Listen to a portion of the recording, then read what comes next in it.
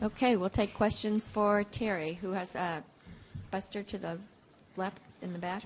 Terry, when did you start to realize that DeGrom had sort of a special quality of fastball tonight? Well, Buster, he's such a good pitcher that you kind of got to let him get a feel for the game a little bit. So I thought, about the fourth and fifth inning, I thought he started to settle in a lot better than he started the game. I think he was making better pitches. He was using his breaking ball a lot more effectively. I thought that was the part of the game where I just said, we were concerned about his pitch count, but then he had a couple easier innings, and I said, I'm going to let him see if he can get us through 7. And right here in front to the right. In that rally, how key was that walk back to Hada, and can you kind of, what was going on there? Walk against a guy like that. We talk about it all the time here, and our theory is to try to get on base as much as possible, and base on balls are a big part of it. And Ruben puts a good at bat on. He always has. He just when you need him the most, he seems like he does something that helps you win a game.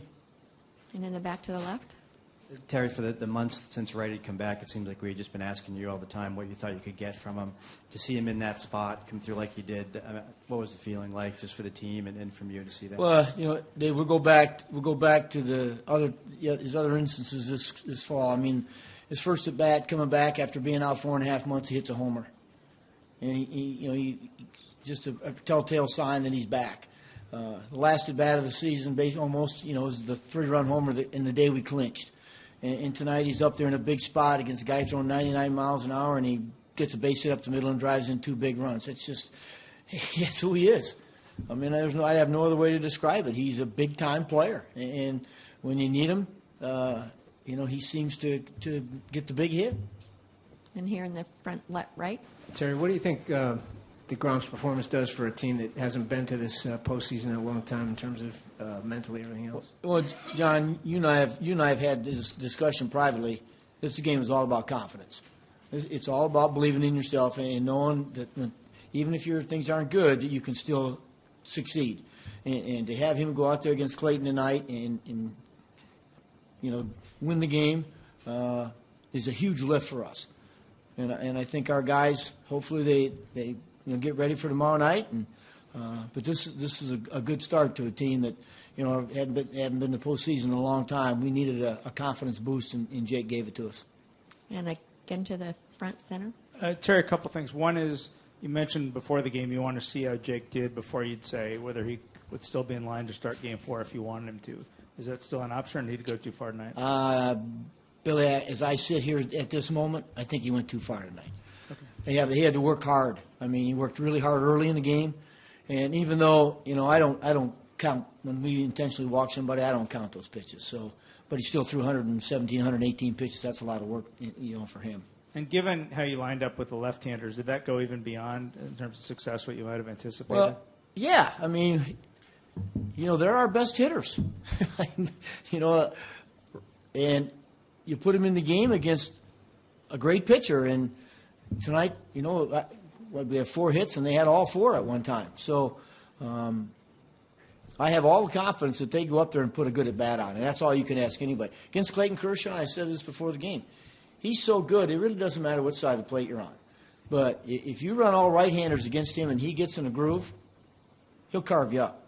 So you got to give him something different to look at, in my opinion. And all the way in the back right. Sure. I know there were so many positives, but as far as the 8th inning, the way Clippard pitched again today, based on what he did toward the end of the season, do you have to rethink the Addison Reed Clippard thing going into Amelia? You might, but I'm not going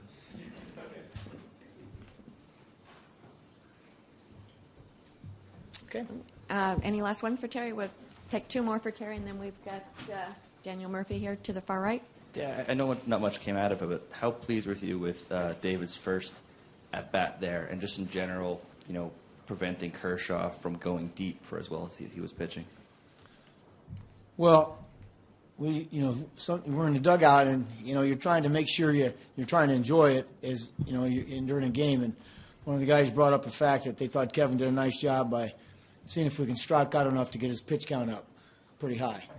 So to make him work pretty hard, and it came through. So it was a good plan. And we'll take the last one in the back center. Yeah, Terry, what was the mood like in your dugout when Kershaw came out? Well, I don't know. Nobody stood up and cheered, but it's nice to see him walk off the field. He still got the lead, but I know one thing: there are a lot bigger cheers when David hit that line drive up the middle. That's for sure. But he's a great pitcher, and this guy put a great swing on him, and gave us the lead. And when you're facing a guy like that, all you're thinking about is how are we going to make this hold up? Because I really thought going late in the game, Dan Murphy's home run was going to be the difference. Okay, thank you, Terry.